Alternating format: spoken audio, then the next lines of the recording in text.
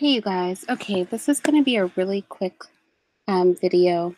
I just want to address something that I think is super important, and that is naps for children.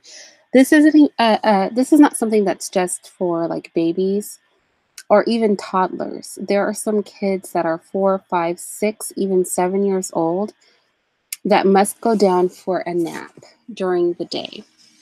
Now, if you have a child that is being like especially unruly, a little bit moody, um, just generally difficult, chances are they need a nap. Kids need to sleep a lot.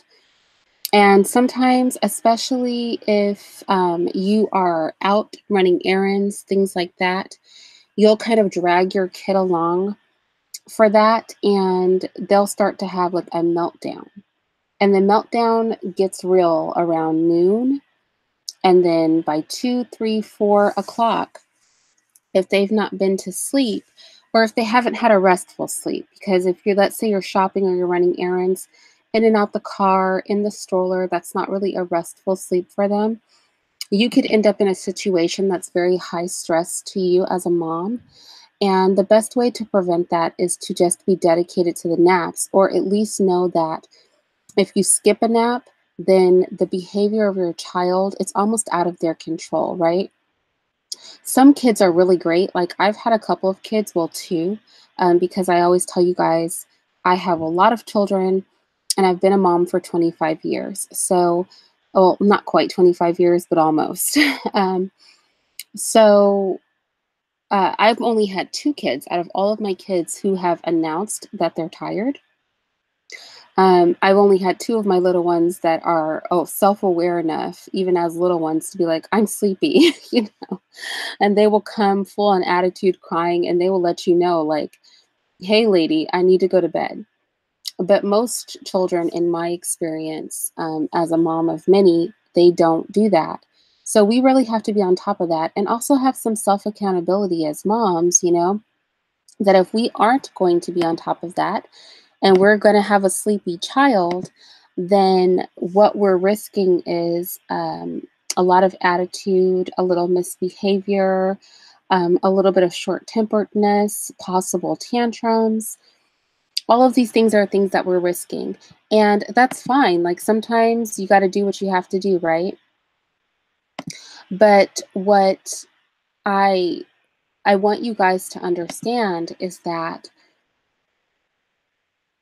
when you've made that choice, right, then you have to be accommodating to your child because they're little people too, to give them the room to behave the way that they're going. I'm not saying let your child act out of control. I'm just saying that instead of freaking out and like, why is this kid acting like that?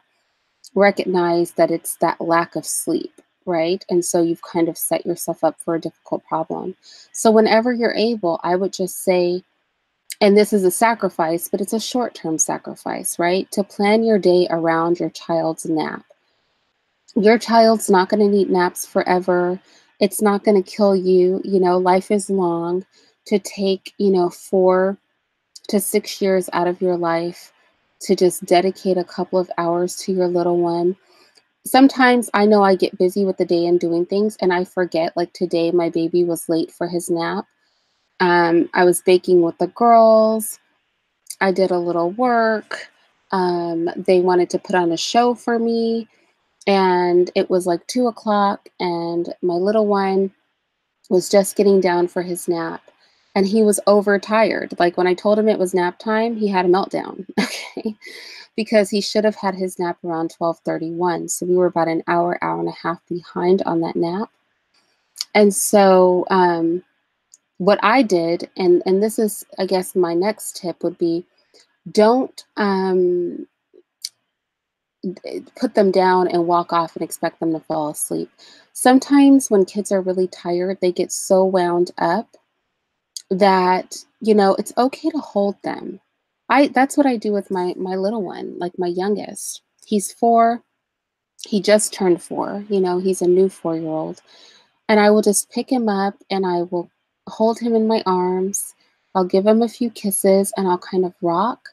and to help him calm himself down because they can't regulate emotion the way that we can. So they might need that extra assistance, especially if they're overtired. And just be committed. Now, mind you, you have to be settled because if you're tense and upset, then they're going to stay tense and upset. So you've got to turn off what you're feeling to relax because you being relaxed will help them to relax and fall asleep. And then you can put them down and go about your business. Or if you have a little one that won't be put down, let that be your time to take a break too. I mean, maybe fall asleep too, or get on your phone and do something there, or, already have your laptop nearby so that you can get some work done or research or whatever it is, planning, what you're going to do for homeschool the next day, whatever that's going to be. But just be flexible. As parents, we have to remember, especially as moms, right, that a lot of the things we do are selfless. And so it's not always going to go the way that you want it to go, but then that's okay, right?